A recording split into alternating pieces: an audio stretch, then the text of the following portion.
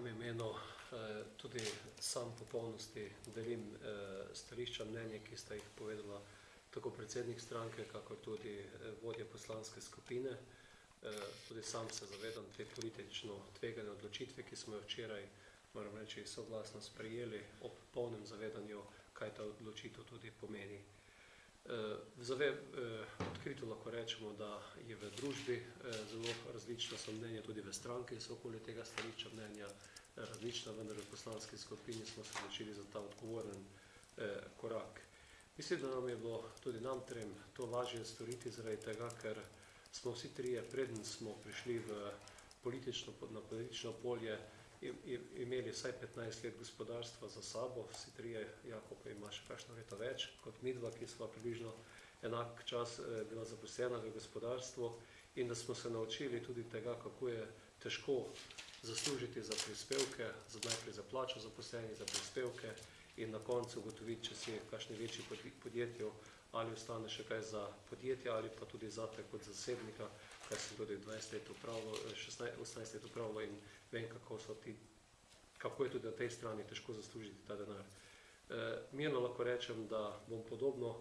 včerajšnji magnetogram te seje si shranil, kot je dejal predsednik, in podobno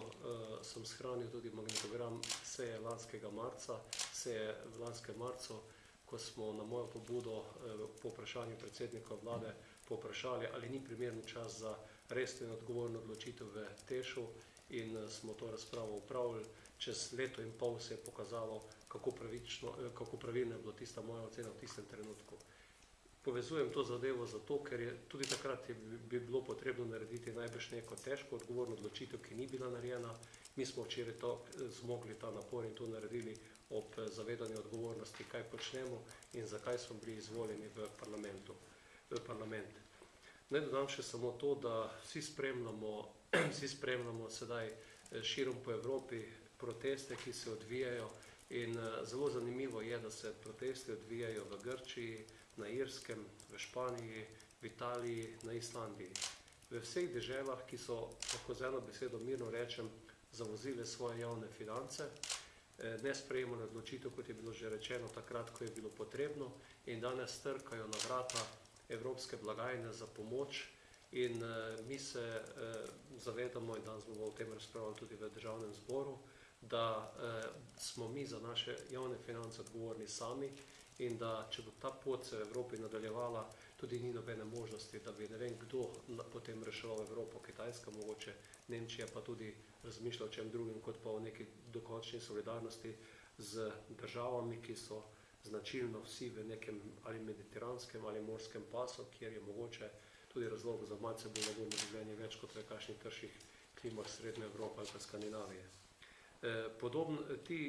Ti protesti so zaradi zmanjševanja pravic v javni upravi, zaradi zmanjševanja pravic študentom, recimo v Angliji vidimo šolnine se celo povečujejo, to kar pri nas, hvala Bogu, sploh ni primer. Protesti so zaradi zmanjševanja pravic upokojencev, se pravi zmanjševanja pokojnin,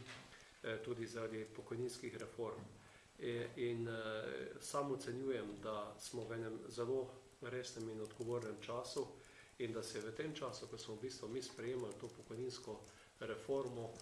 prišlo v Evropi do tega spoznanja, da lahko tudi javne finance neke države enostavno se sesujejo kot hiša iz kart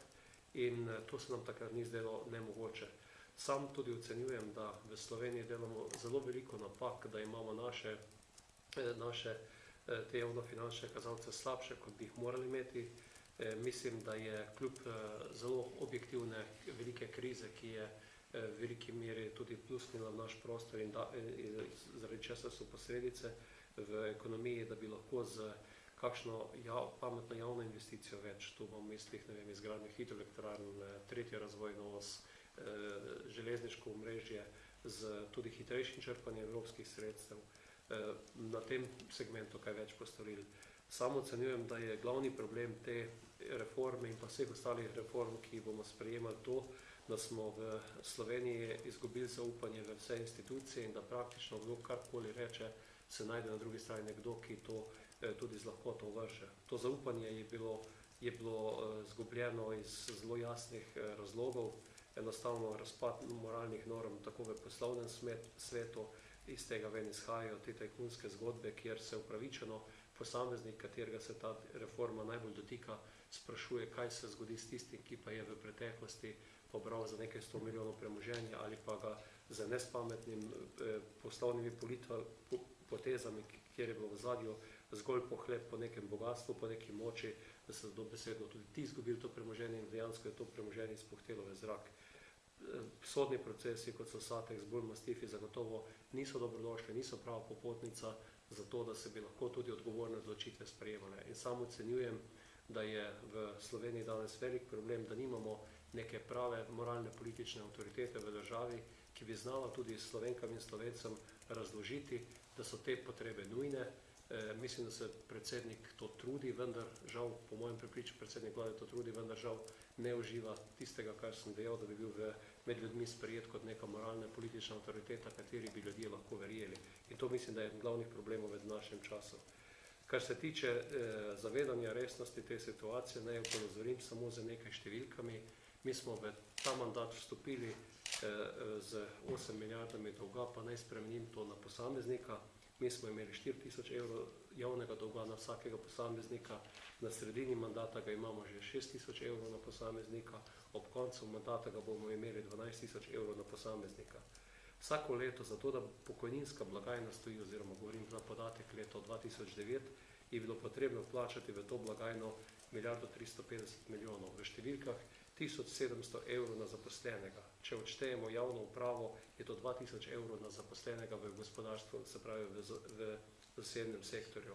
In sam vedno poskušam zadeve poenostaviti, rečem temu spraviti na tisto raven enostavne kmečke logike, in ko te številke gledamo in kako vidimo, kako je v tej družbi mogoče 1/3 ljudi tisti, ki produktivno ustvarja, se pravi, da so ti dolgovi na posameznika, jih je potrebno pomnožiti krat 3 in se jasno zavedati, da tako kakor porabiš iz svoje bančne kartice, bo tudi država iz tega računa, iz tega zneska to zadevo morala nekoč poravnati. In to, kar je predsednik venomer opozarja, ni drugega kot gospodarstvo. Bojim se, da če bomo šli po takšni poti, kot sedaj počnemo, to gospodarstvo tega ne bo zmoglo, kajti te obremenitve bodo prevelike in v tistem trenutku bo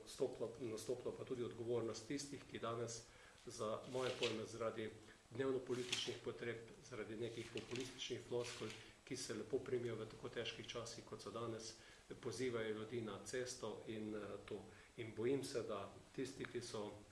enkrat že z granitom obmetali ta parlament, da bodo v tem primeru, če bodo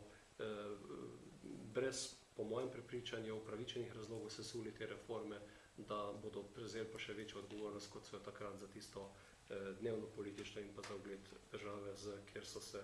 zbrali pred parlamentom ljudje z določenim drugim namenom. In pa žal mislim, da bili tudi v tistem primeru izigrani strani istih posameznikov, kot bo se to dogajalo v naslednjih mesecih.